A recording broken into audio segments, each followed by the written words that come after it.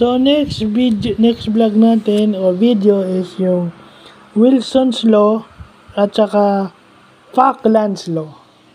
Falkland hindi yung bastos yung Falk is F-A-L-K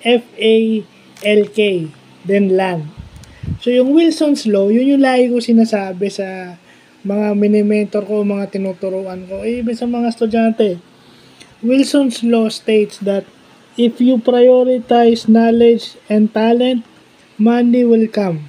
So, will come and follow. So, ibig sabihin, sa lahat ng bagay, sa trabaho o sa industry, dapat handa ka na i-prepare yung sarili mo or study in advance. Study in advance. Para pag dumating ka doon sa sitwasyon na yun, ibig sabihin, trabaho ang lalapit sa'yo if you possesses the necessary skills and the talent.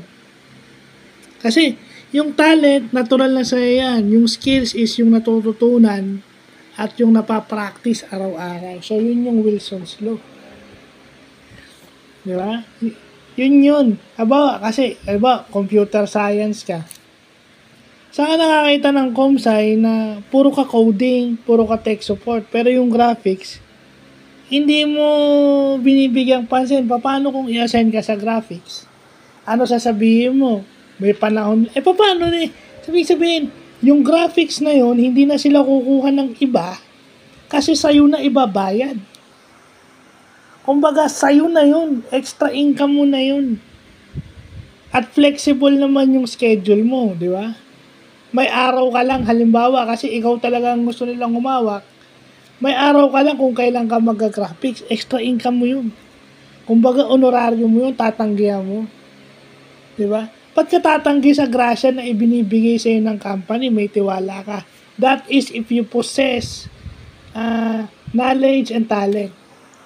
Yun yung Wilson's Law.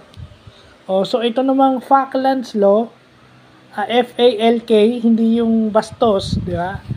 Falklands Law states that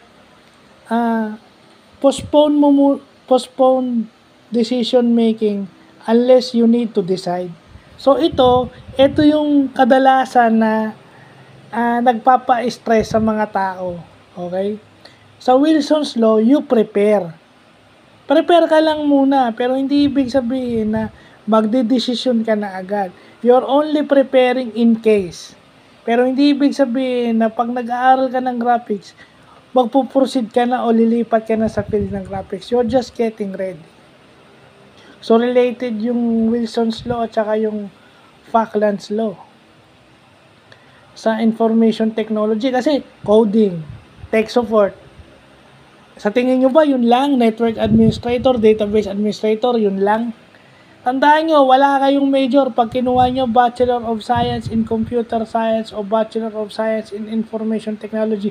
Walang major. Buti kung BSIT major in yon, pwede ka mag-concentrate kasi may specialization yun. O yung Bachelor of Science in Computer Science. Major in yon. Tagalog yan, aghampang computer. Tapos yung major mo. Di ba? Example ko lang, comsci, kasi doon ako ng example no? So wala akong pinaparinggan dito bahala kayo kung tatamaan kayo.